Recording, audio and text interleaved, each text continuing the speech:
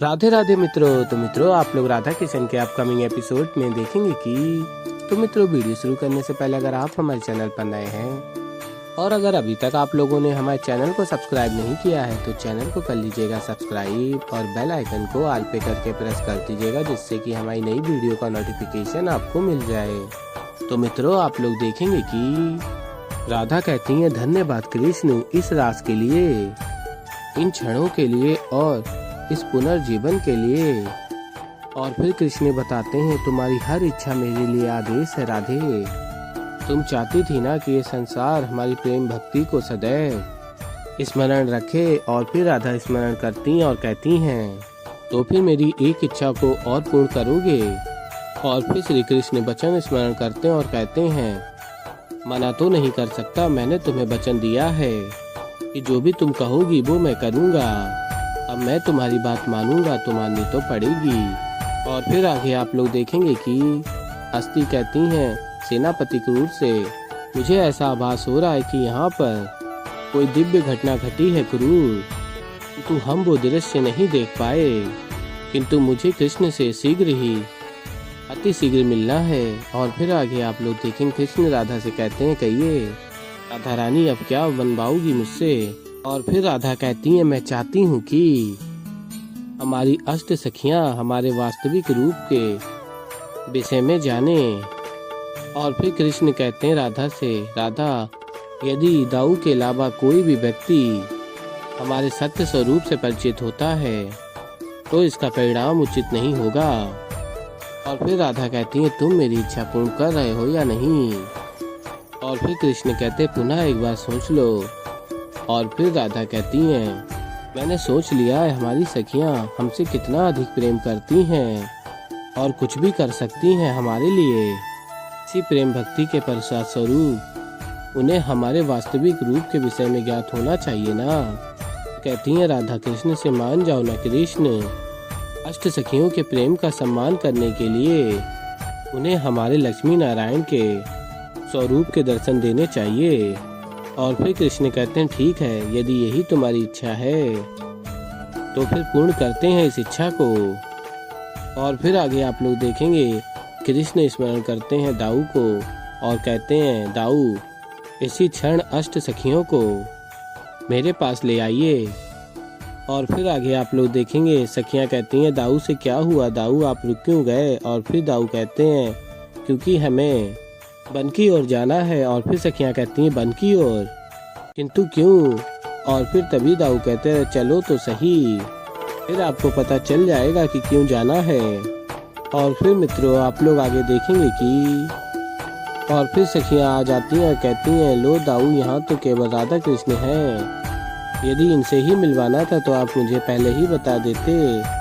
और फिर दाऊ कहते हैं, कुछ समय प्रतीक्षा करो, फिर तुम सबको अपने आप ज्ञात हो जाएगा कि मैं यहाँ तुम्हें किससे मिलवाने लाया हूँ।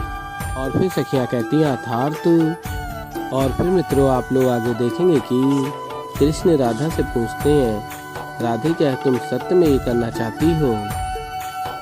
और फिर राधा कहती हैं, सखियों तुमने हमसे अत्यंत प्रेम किया है और विश्वास भी किया है, और अब समय आया है कि हम तुम पर विश्वास दिखाएं। और कहती हैं राधा, हम तुम्हें आज ऐसा सत्य बताने जा रहे हैं जो दाऊ के अतिरिक्त और कोई नहीं जानता, हमारे माता पिता भी नहीं, जिसकी भाग्य अब तुम भी बनोगी। और फिर सखियां कहती हैं, ऐसा कौन सा सत्य है राधा। और फिर राधा कहती हैं, बताती हूँ, किंतु उससे पूर्व तुम्हें वचन देना होगा, तुम ये सत्य किसी को भी नहीं बताओगी, वचन देती हो। और फिर सखियां कहती हैं, राधा से वचन रहा। और फिर मित्रों, आप लोग आगे देखेंगे कि सखियां राधा कृष्ण के समक्ष होती हैं और बलराम दाऊ भी होते हैं, और राधा और कृष्ण अपने वास्तविक रूप राधा कृष्ण के रूप में आ जाते हैं, लक्ष्मी नारायण के रूप में। और फिर मित्रों, आप लोग आगे देखेंगे कि लक्ष्मी नारायण अपने वास्तविक रूप में होते हैं सखियों के समक्ष, और सभी अष्ट सखियां और बलराम दाऊ प्रणाम करते हैं और कहती हैं, राधा यही हमारा वास्तविक रूप है सखियों। और फिर राधा बताती हैं, राधा कृष्ण ही लक्ष्मी नारायण हैं। और फिर राधा की सखियाँ कहती हैं हम तो धन्य हो गए आपके दर्शन पाकर। और फिर मित्रों आप लोग आगे देखेंगे कि लक्ष्मी नारायण अपने राधा कृष्ण के रूप में आ जाते हैं और तभी कृष्ण कहते हैं सखियों से, अरे सखियों उठो, देखो आप सबको नहीं लगता कि आज एक ही दिवस में बहुत कुछ घटित हो गया है। और कहते हैं कृष्ण मुझे लगता है कि अब हमें प्रस्थान कर लेना चाहिए। और कहते हैं कृष्ण दाऊ आप सभी अष्ट सखियों को उनके घर तक पहुंचा दीजिए। और फिर कृष्ण कहते हैं चलो मिलते हैं। और फिर मित्रों आप लोग आगे देखेंगे कि कृष्ण कहते हैं राधा से चलो तुम्हारी ये इच्छा तो पूर्ण हो गई है और अब महादेव और देवी पार्वती से भी मिल लेते हैं, वो हमारी प्रतीक्षा कर रहे होंगे। और फिर मित्रों आप लोग आगे देखेंगे कि कंस सैनिक के ऊपर प्रहार कर रहा होता है और तभी प्राप्ति कहती है कंस से, आर्य कीजिए प्रहार महाराज, सोचिए कि आपके सामने सैनिक नहीं कृष्ण खड़ा है, आपको उसका वध करना है। और कहती है प्राप्ति आपको उसकी मृत्यु का उत्सव करना है मथुरा में।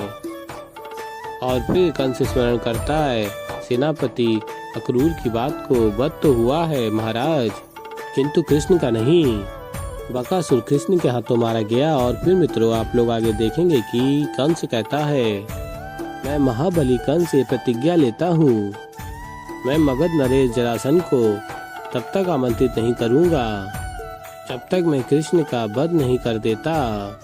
और तभी क्रोध में आकर कंस सैनिक का वध करने ही वाला होता है, तभी प्राप्ति रोकती है, रुक जाइए महाराज।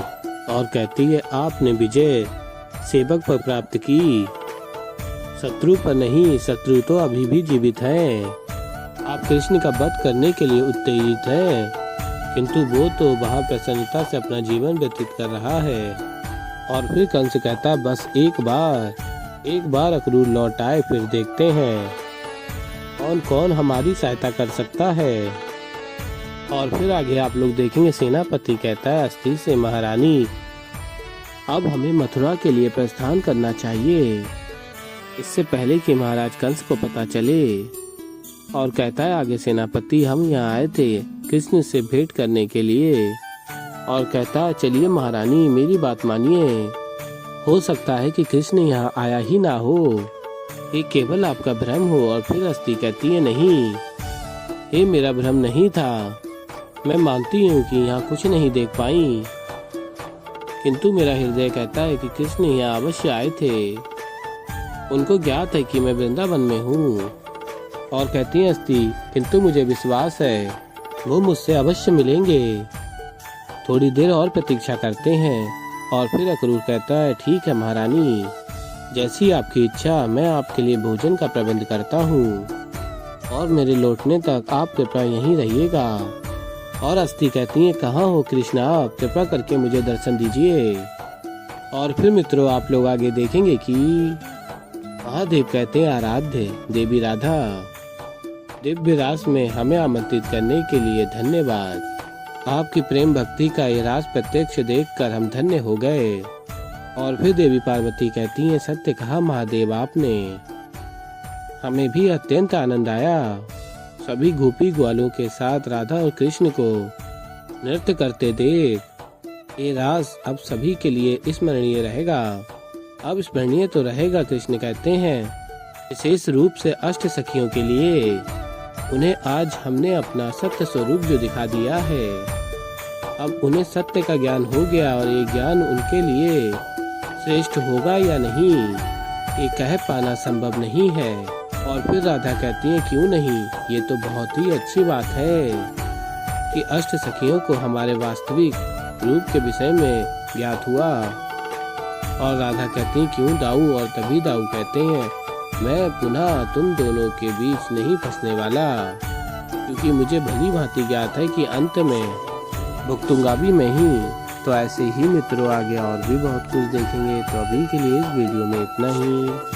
तो मित्रों अगर आप लोगों को हमारी वीडियो पसंद आई हो तो वीडियो को कर दीजिएगा लाइक, चैनल पर नए हैं और अभी तक आप लोगों ने हमारे चैनल को सब्सक्राइब नहीं किया है तो चैनल को कर लीजिएगा सब्सक्राइब। और मैं मिलता हूँ जल्दी आप लोगों को एक नई वीडियो के साथ। तो तब तक के लिए मित्रों राधे राधे।